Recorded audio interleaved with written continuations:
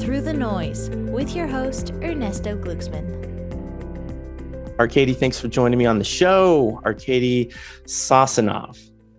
Did I say it right? You did. I did. Nice to meet you, Ernesto. Okay. Good to see you. You're the CEO and founder of FreeWire. Interesting, ultra-fast buffering battery charging station technology company, right? You got it right. Okay. The really interesting tech, and just stepping back a second, we're solving what we now know is the biggest problem in the charging infrastructure world.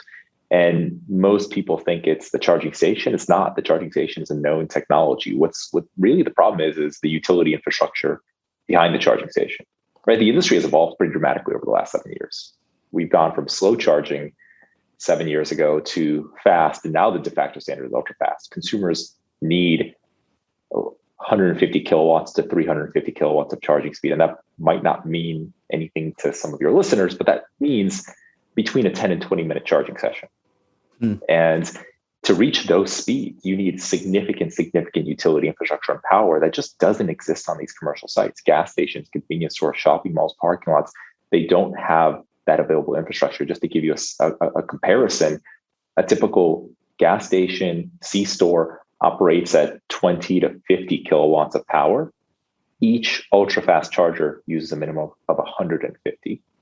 You deploy a bank of these things and you need a megawatt of power. So between 50 kilowatts to a megawatt, that's a lot of cost, a lot of utility infrastructure and it takes years to build that out, high hundreds of thousands to millions of dollars.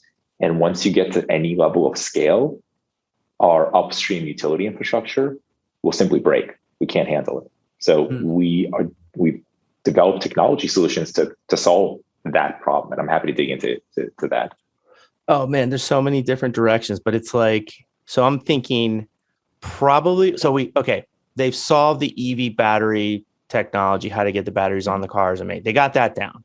Yeah. And they have charging stations, and there was like the earlier models. Give us a sense of how long it would take to charge your car to an acceptable level. What are we talking about? Earlier models out there? Oh man, the industry has evolved so much over the years. When I bought my first Nissan Leaf in 2011, that had a 3 kilowatt charger, which meant that it took me 8 hours to 10 hours in some cases to charge my car.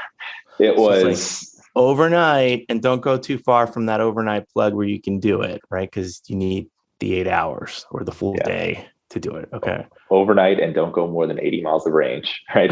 It was, you really had to love electric vehicles at that point. And you know what, when I got that first car, I'm a car guy. I'll just be very direct with you. It was a piece of crap.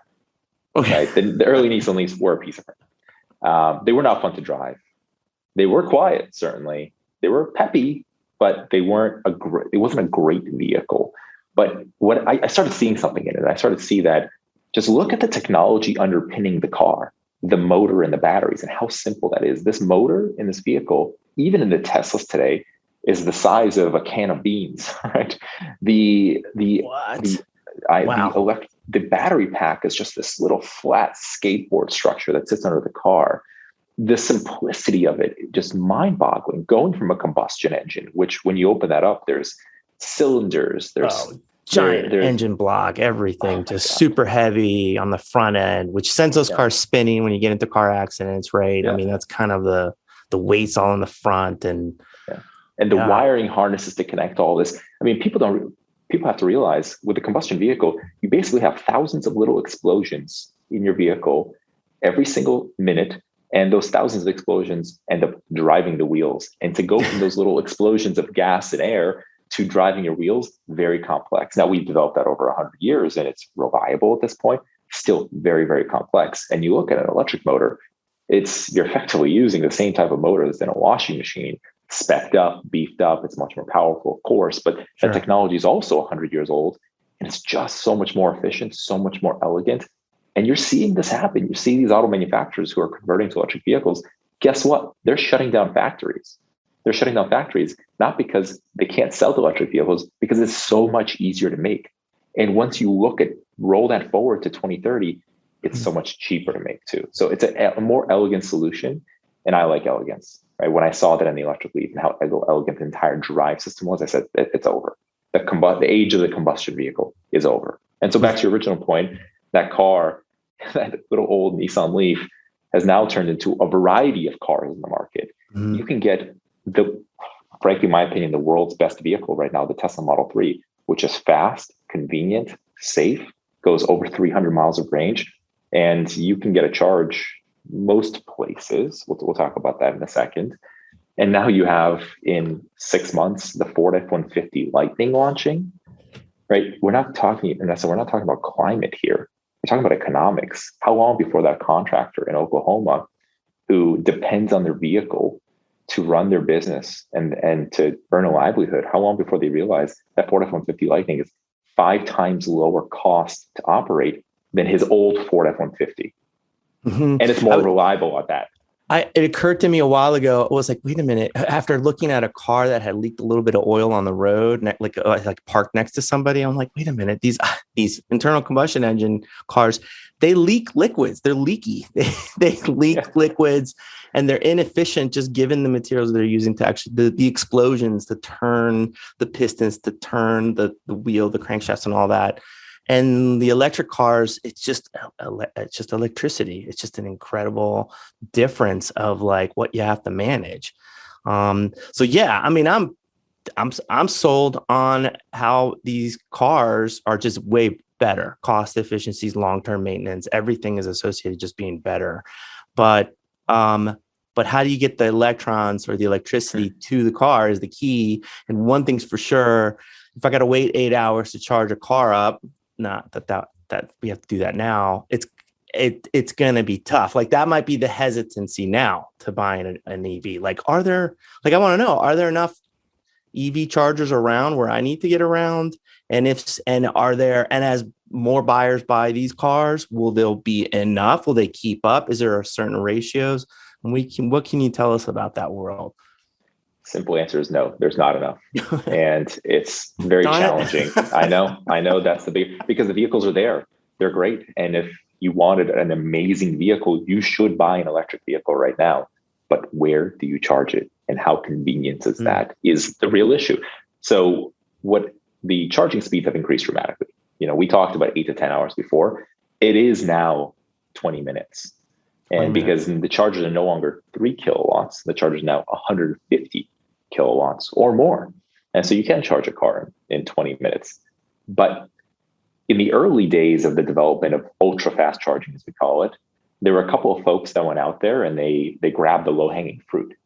Right? So Tesla went out there, EVgo, Electrify America, they went out there and they said, okay, let's identify all the sites that has existing utility infrastructure that may be next to heavy utility infrastructure, maybe right outside in the suburban area in a city where there's a substation or a feeder nearby.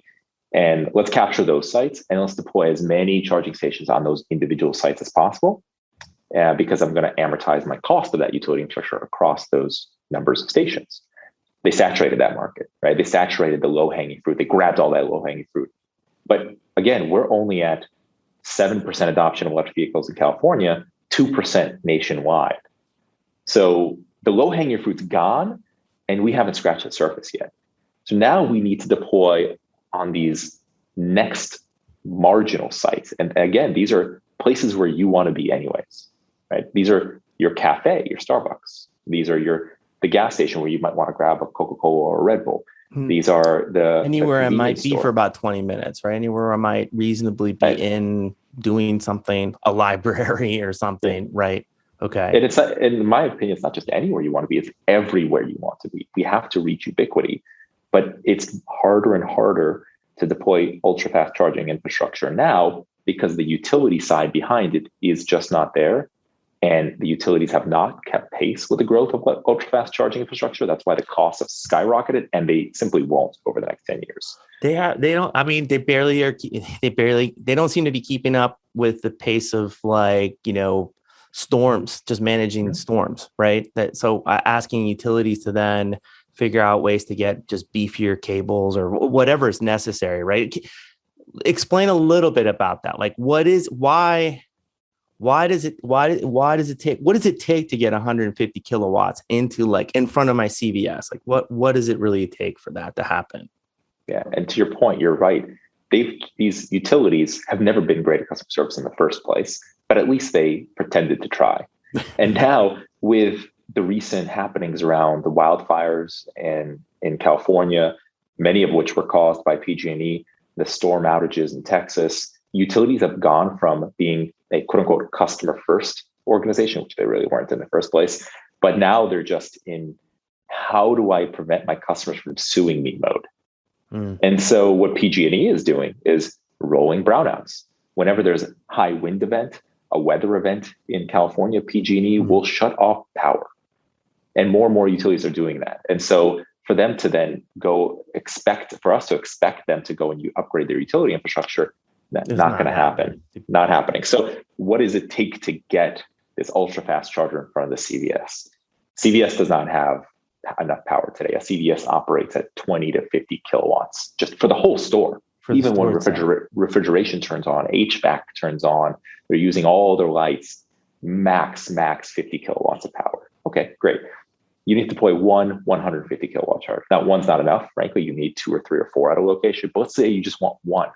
You're calling your utility first. And your utility, first and foremost, has to go up to their substation, which is upstream from the site, and say, do I even have enough capacity to bring you new service? Sometimes the answer is yes, sometimes it's no. If you're lucky and the answer is yes, it's typically a 12 to 18 month project for them to take a new line. Literally, I'm talking about new cable from the substation and route it to your site. That is a public works project. That's what I call cops and cones. You're hiring cops to block off streets and you're putting cones down in the ground. You're either going underground or you're going overhead, but it's 12 to 18 months. There is no circumventing that, right? Then once you get that new service to the site, oh, by the way, your existing infrastructure on the site can no longer support that new service.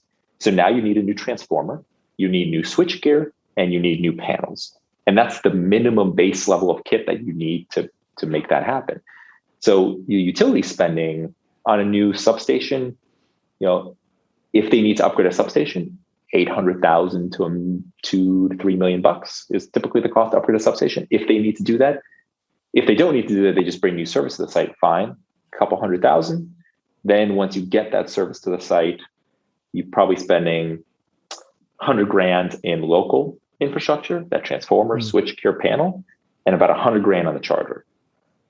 That's your base level of cost. Man. Anywhere between 300,000 to $1 million just to get one charger in place, and that's all going to go to CVS to have to recoup somehow. Do they sell enough hot Cheetos at the CVS to make that $1 million cash to pay all this off? Right? Like somebody's got to pay for it, right?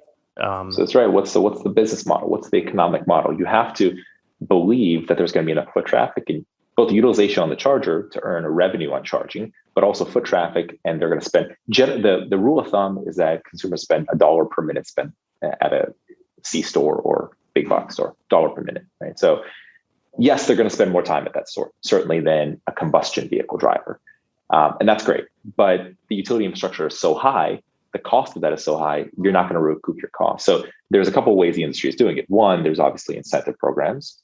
States have really shown some leadership here in California, New York, Massachusetts are particular ones that are doing a really good job. And they're saying, okay, we'll cover in California, on average, 50 cents of the dollar of charging infrastructure installs. And that means given the higher penetration of electric vehicles and given some growth rates we can apply to utilization over the next few years, you can see a return in 4 to 6 years. Right? You can see a return in 4 to 6 years. But 4 to 6 years is still too long for some of these C stores. It's a big capital budget. So what we do particularly well at FreeWire, our unique technology is that we actually, in essence, shove a battery into our ultra-fast charger. So our ultra-fast charger does not use the grid power the way that other ultra-fast chargers do. If the vehicle wants ultra-fast charging, we don't pull all of that from the grid. We actually pull most of that from the battery with a slow trickle charge from the grid, which meant you didn't have to build up all of that CapEx. You didn't have to bring in new service to the site, no new transformers, no new switchgear. It's just the cost of the charging station. And then your operating costs are much lower too, because you're not you're not hitting the grid at those peak times. So your battery bank that's inside this thing is basically siphoning off electricity at all times that it can get to without, through a small little tube that already probably exists for the CVS. Yep. It's just part of the lighting system at that point. You're not having to require them to do, pull the road up to bring in something, and that takes some time and that fills up. And then you have that. So it's almost like a giant capacitor, slow moving capacitor, right? That you can then bring up a car, sit on it. It can charge up as fast as it needs to and drives off. And it seems like you would continuously be refilling the batteries, right? From the grid. So, okay. So it reduces exactly how it works. Yeah. So, okay. It reduces the infrastructure costs because you're sort of front loading it with a lot of electrons in these batteries when you bring the installation in. Gotcha. And how do you figure out the math on like how many cars could you do? Yeah. Or like what's the average? I'm obviously not going to do max capacities. You're probably just thinking like, all right, what are the averages from peak times of people driving in a convenience store, right? How many cars could sweep in there? And so that would probably dictate how many battery packs you want to have in this thing, right? Yeah. On top of the component level innovation, the product innovation that we've done, that was one of the hardest pieces, which is what does utilization look like? And how do we need to size this buffering technology to make sure that drivers never run out of ultra fast charging capacity, right? So we've sized the system appropriately for up to 20 vehicles a day. You can run 20 vehicles through the charging station and the driver will never see a degradation in their power levels. And in fact, we had one customer here in San Francisco who did up to 24 charging sessions on one charger in one day, which was even beyond what our model expected, but which was very encouraging to us. Now, if you look, our golden ratio, Ernesto, is 6-1, means we output 150 kilowatts of power, but our grid connection is 25 kilowatts. 25 kilowatts is readily available in most sites. And then we size the battery appropriately for that 20 charging sessions in a day. And if you look at public charging today, if you're getting 4 to 6 charging sessions in a day on public chargers, you're lucky. Really? To be very direct, you're lucky, right? Okay, so you're doing well. You're doing super well, and future capacity in a sense is what you're getting to me with this. Yeah. Wow. It's both future proofing for when utilization rates go up. By the way, even if the customer we had that did 24 charging sessions, it is one of the highest utilization electric vehicle. It's an autonomous fleet. It's one of the highest utilization fleets I've ever seen in the industry. And even they can't get more than 24 charging sessions. So it's infeasible to assume that in public charging, you're really going to get anything more than that kind of 20 range. And by the way, if you're getting more than 20 long-term charging sessions, which sites don't get today, but if you do get to that point, congratulations, your business model looks fantastic. Buy another charger. Okay. Right. So the model really does work. The capacity is enough for all of these sites. And remember where the future of charging will be. The future of charging is not going to be in these extremely large sites with 20 chargers apiece. Right? No. The future of charging is where you go anyways. It's Starbucks. It's McDonald's. It's Taco Bell. And so if every shop or every major shop has 1 or 2, you can kind of pull up. And if there was a run on your electrons at one shop, hopefully there's just another shop just around the corner that you would pull in and be like, oh, I'll just grab that one while this system's charging itself back up. But you're saying it just doesn't get there. It hasn't gotten there for you guys. Yeah. Huh. Okay. So, okay. So what is it? I mean, can I ask you about cost? Like what's the average install cost then for your system compared to, you ran the numbers on the other more legacy stuff. What are we talking about? Yeah. And without giving out too much detail, but I'm going to give you some real direct information. So our CapEx costs are about 20% lower than any other ultra fast charger in the market. Total CapEx cost, right? About 20% lower. So that's great. And by the way, we qualify for all the same incentives of 50 cents on the dollar that we talked about in California.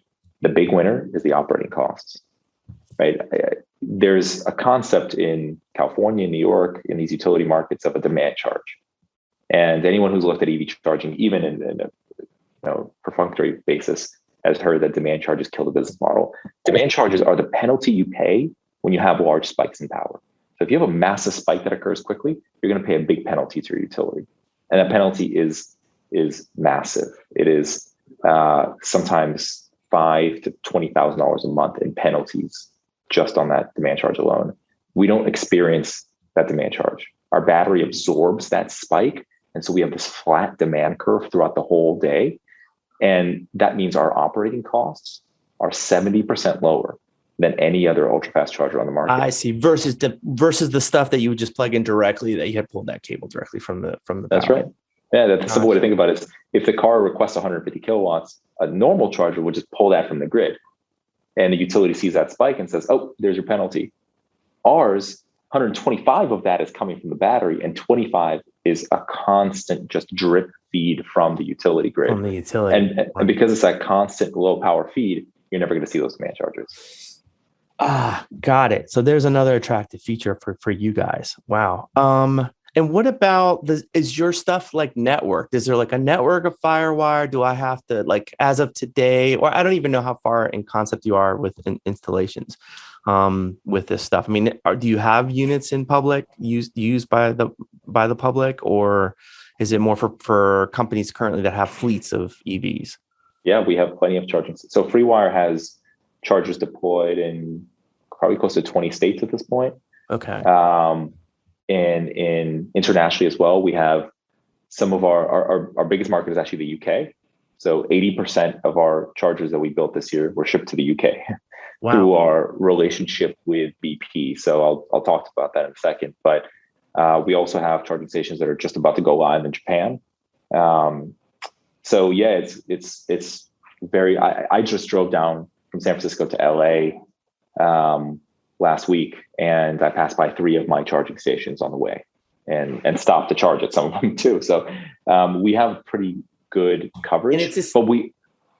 And I'm sorry, I don't actually currently have an EV, so I don't actually get to experience what you experience. But I mean, are these charging systems networked into all the other ones? So if I were in a Tesla and I looking up at potential charging systems, is there a unifying map that shows all available, or do I have to download a specific app for yours? How does that kind of work? You don't have to download a specific app for ours. So we are not we don't have a consumer facing app, right? Okay. We are a technology OEM. So we sell hardware and software technology to asset owners and operators. So we sell them to networks like Greenlots or EV Connect. These are then the apps that you would use. They're the ones that go in that. Okay. Yeah, when you go in that app, you'll find a charging station, and you drive to it. It may be a FreeWire charging station, and our software may be used on the back end for the asset management of that charger. If you drive to some of these retail locations like Travel Centers of America, AM/PM here in California, BP in the UK, Rot and Robbie, you may find our charging stations there, but they may have their own network that you would log into, either a retail branded network, or they would have used a third-party networking software like a Greenlots or an EV Connect. So you will never interact directly with FreeWire except for plugging into the charger. Okay, but so then it's those networks, those providers, they're surfacing when there's an available slot for their customer base or for their target group, right? Yeah.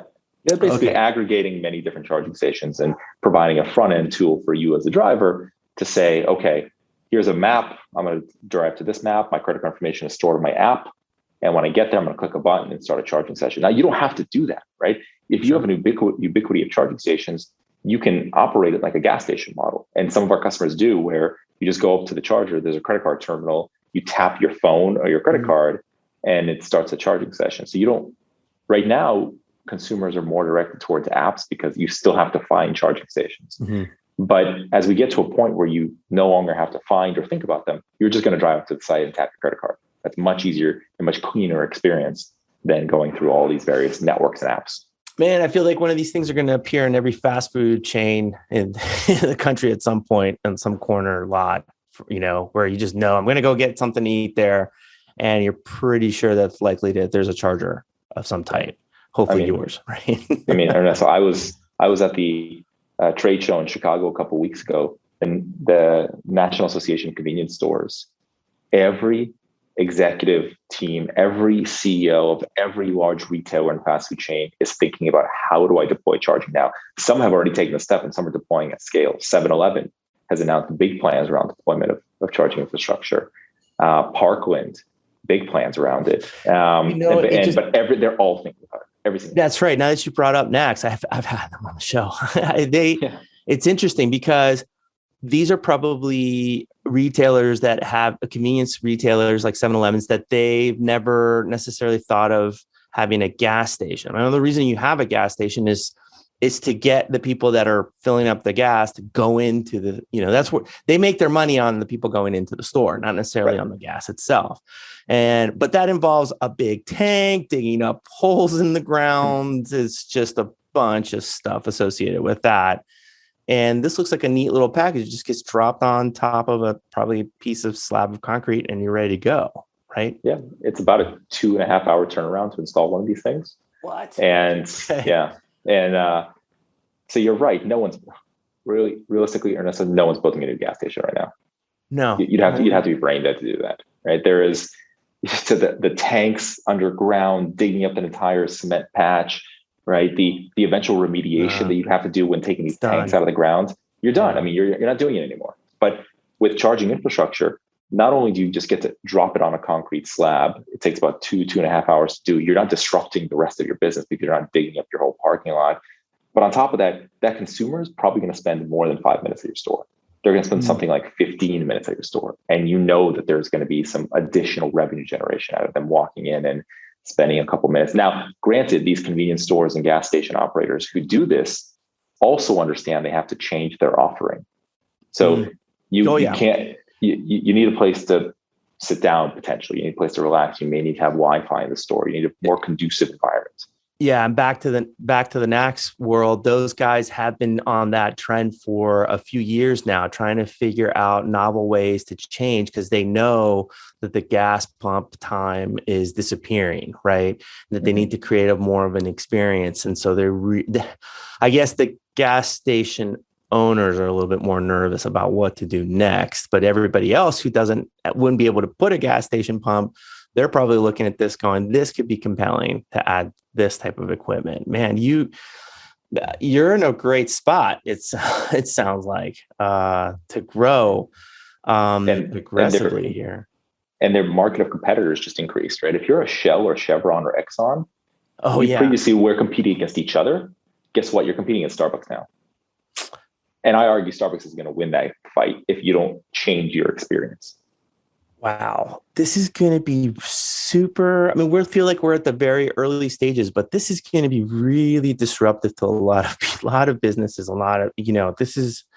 this is going to make a huge change that you've probably already been seeing. That you've been at this for 7 years with this company, right? Yeah. Let me ask you, since you might have insights into the battery world. So where do you get the battery components themselves, the batteries that you use for, to buffer the electricity in your system? Yeah. So there's a number of different major battery suppliers worldwide. I mean, folks know, and I kind of break them down by categories. Okay. There are the Korean players, there's the Japanese players, Chinese players, and there's kind of the other rest of the world. The Koreans are Samsung, LG, Panasonic.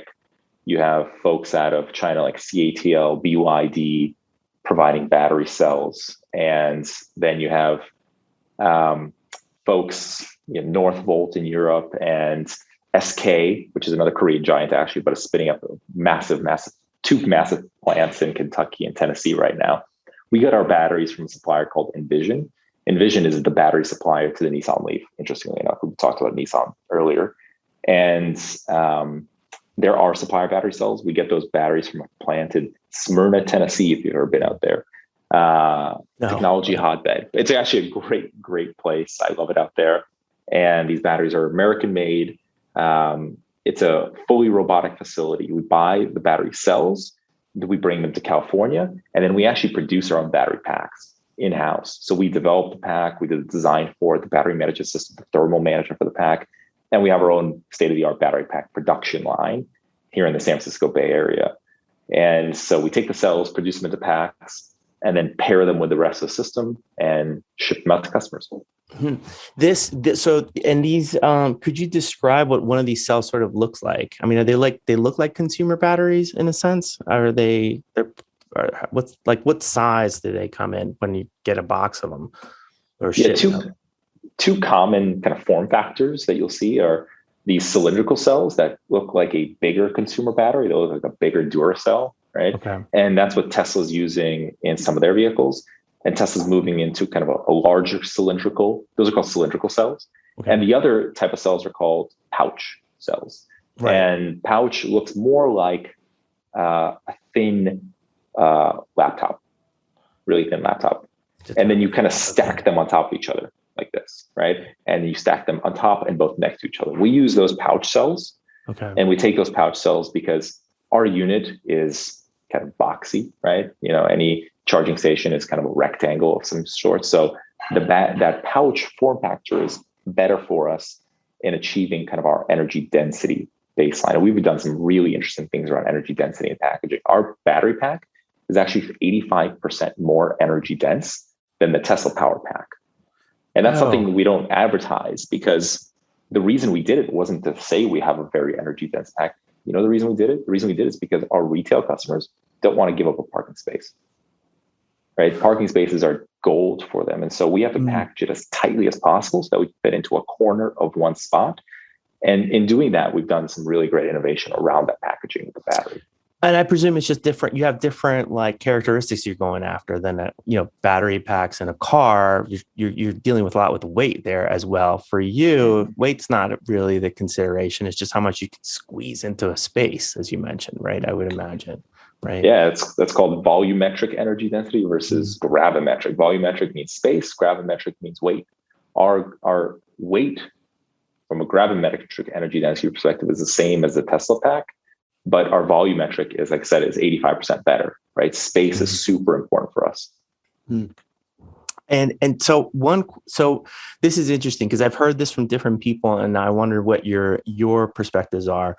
Right now, it sounds like you're probably going to be in an awesome growth stage, just trying to get customers and then figuring out how to scale from where you are. I mean, this sounds incredible, are you projecting or keeping an eye on like the battery market production, that could exist? Like there's clips of Elon himself saying that we're going to need a lot more batteries than we have. And I think that's probably one of the reasons he created that gigantic battery manufacturing plant for himself, for his cars, right? You just can't, there are not enough battery manufacturers generating enough batteries now for everybody. What's it going to look like if you can sort of forecast a bit? What do you think it's going to look like 5 years from now? Are battery cells pricing going to go up? Is it going to get more expensive? What's the scene like? No, it's not going to go up. So a couple of points here. One, battery prices have come down at about 8 to 10% CAGR year over year, and they're continuing to go down. That's from scaling and technology improvements on the batteries themselves, right? Mild technology improvements, but lots of scaling, right? Okay. There's gigafactories popping up. The term gigafactory was only invented 3 or 4 years ago, and now everyone has a gigafactory, right? And so scale has been the biggest driver of that. You're right, there's not a production capacity today, but more and more is coming online. The thing that really gives me hope, actually, is that the recyclability of batteries is very good, in that if you consume a barrel of oil, it's gone. Poof. It's never a barrel of oil anymore. Maybe a million years from now, it might be again, right? But it's not a barrel of oil anymore. When you consume a battery, all of the raw materials within it are completely, it's cobalt, it's magnesium, it's nickel. These are basic metals that we know as an industry how to work with and have worked with for 100 years. Those don't degrade. You simply need to recover them and use them in the production of new batteries again. So the raw materials issue that I think people had a real concern with, they didn't take into account the fact that all of these materials are recyclable. The vast majority of the stuff inside a battery is recyclable. And now there's companies spinning up to do that at scale. I mean, JB Straubel, the CTO of Tesla, left and founded Redwood Materials, Right. To recycle the materials inside a battery into the production of new batteries. I mean, how brilliant is that? Yeah. And so it gives me a lot of hope. Yeah. So that, I mean, it's like we have a whole untapped characteristic of batteries that we just need to scale the recycling process around that. But in the near term future, and I know it's hard to project what's going to happen, things don't quite go in a linear fashion, a smooth line, right? There's like bumps and bruises along the way. If you could put your opinion on it, are we running into something that we need to all be concerned about? Do we need more help? And what do you think about it? Or are you just, looks pretty smooth so far? keep making batteries. Keep making that. And listen, we may see short-term kind of shocks to the system, right? But battery pricing going up a little bit it's come down from $1,500 per kilowatt hour in 2014 when I started this company to $150 per kilowatt hour at scale, right? You have to be at scale to get that pricing, but still $1,500 to $150 per. So an order of magnitude reduction in cost in 7 years. For there to be a shock to the system, the price to go up slightly, even 10, 20, 30%, meaningless in the grand scheme of things. And it's going to continue to come down. So I wouldn't be worried about these kind of short-term shocks to the systems. Again, we're at 7% penetration of electric vehicles in California, 2% nationwide. We're going to need a lot more batteries. We're going to need a lot more scale. There may be short-term shocks, but because of that scale, prices are going to come down even further from where they are today. So it is meaningless in the grand scheme of things. I see. Okay. I forgot it. Shoot, I forgot his name. He was on the show and he makes cathode technology for it. And one of his points was, if you can make a battery, you're probably going to look at the car market as like for customers, because they're going to need the most batteries versus creating batteries for consumers. That's like, got to distribute that and got to find lots of retailers or whatever it is. So there's going to be this sort of pressure to shift battery production to the big stuff, the big boys that are creating the cars and your type of equipment. And so where the shocks to the system might be at the consumer level at some point, is what was his argument. I was just curious to know what your perspective was, but it sounds I hadn't thought about it from that perspective, but it's actually a good point because, he's right that distributing batteries at a CVS, let's use CVS as an example again, it's kind of a pain in the butt, right? And you would rather sell to one technology company, one big order, 1 million units, right? But, interesting, I have seen a kind of transition. Maybe you've seen the two in consumer devices where there's no more, swap out your two AA's, right? Now everything has that kind of embedded battery in it, and you plug in to charge everything. And so maybe the industry is shifting away from the Duracell model and shifting towards embedded batteries in everything.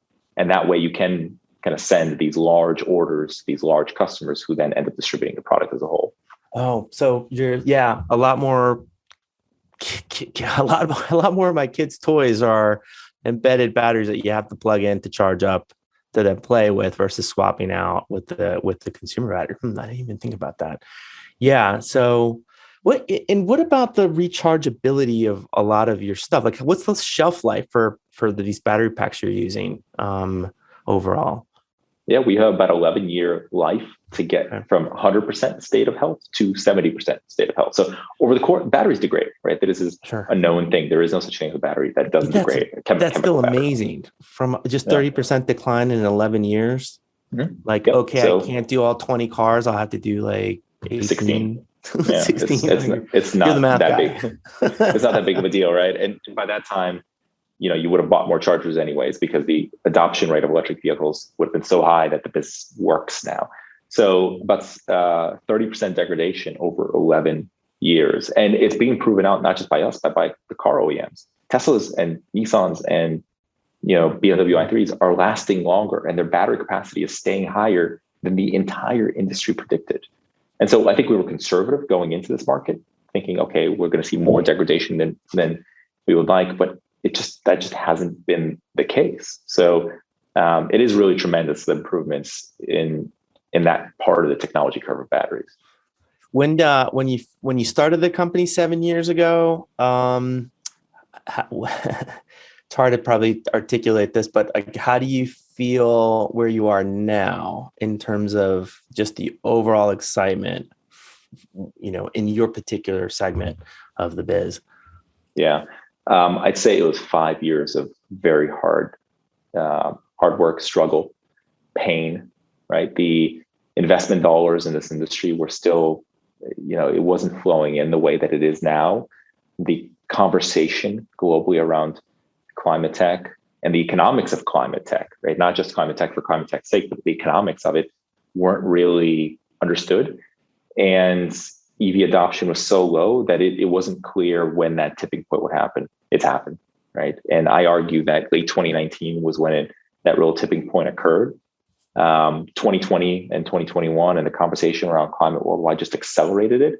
But if you ask most consumers and kind of the markets that you and I are in, most people say the next car is an electric vehicle. I mean, and then once you start having this abundance of kind of the work truck type vehicles, you're going to see just massive fleets change to these, because they just care about their cost per mile, right?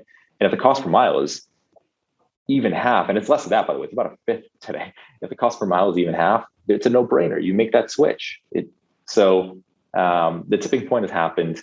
The industry over the last 2 years has just been unbelievable demand. I've never expected anything like this. And even as rosy as I am as a CEO, this is beyond my wildest expectations. I now am more concerned not about demand, but about the tidal wave of demand and the entire industry underneath it, just not having the time to grow into that demand, right? The supply chain hasn't improved. Companies like ours have been able to raise venture capital, and we raised a little over 100 million in venture capital today, but the suppliers behind us that are not as visible have not, right? So we have to just bolster our supply chain up because the tidal wave is in front of us. And that's why people sometimes look at Tesla and say, oh, they have a NIH mentality, right? Not invented here mentality, which means that they want to do everything themselves, and they may be, but they did that not because they wanted to. they did it because they had to. Right. The things they make did not exist, right? There were no electric motors like that. There were no battery packs. The battery cell industry just they just didn't exist. So they had to build it themselves. And I think you're starting to see more and more in our industry that we can't rely on small mom and pop suppliers. You have to build that industry. You have to build the technology yourself in order to control your own destiny. Yeah, I would, and you're back to the adoption rates. You're still at 2%. It's like, you're still like at a spot where, if you're talking about anything else, adoption, 2% marketplace, you're like, oh, I guess you're doing pretty well. But in terms of like, what are they projecting to get to, from what I understand, by 2030? It's about 50% of our vehicle stock. So basically the vehicles on the road by 2030 will be electric.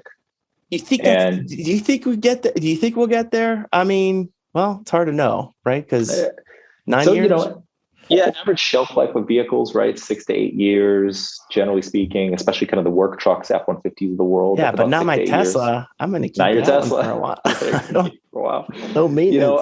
I think it's ambitious, but it's doable. I think the European markets will all get there. I mean, I think that's there's not even a question at this point. The European markets are 2 to 3 years ahead of the US market in adoption. If you go out to London right now, you'll be shocked at what you see. Everyone is talking about charging infrastructure. Electric vehicles are everywhere. And it's interesting from a policy dynamics perspective.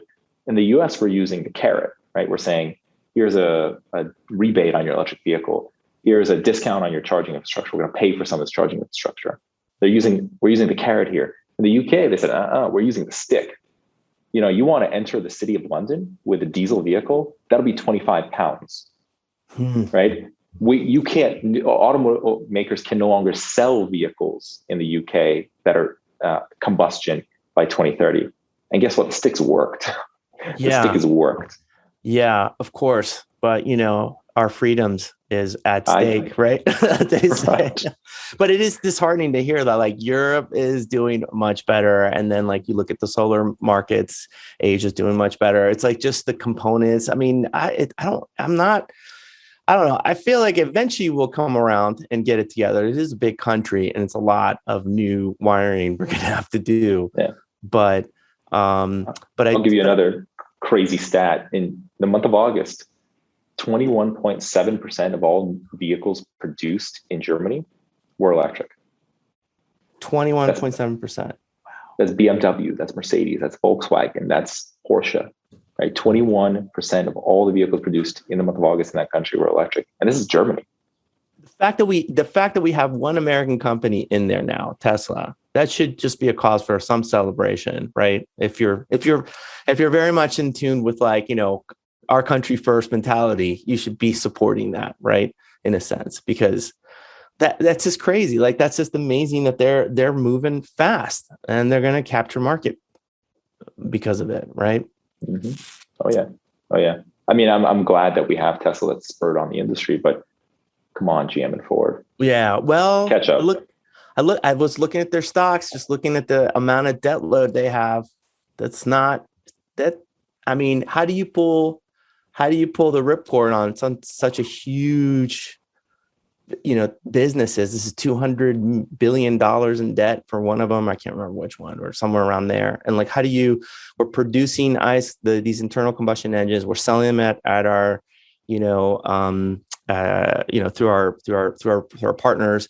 How do you then shift all that into developing the technology around the car that's going to just be batteries? And at what point do you start cutting that off? I would not want to be a CEO of those companies at this point to try to figure out how to do that. And besides for the technology, because by the way, I'll just be really direct. The technology for EVs is not hard.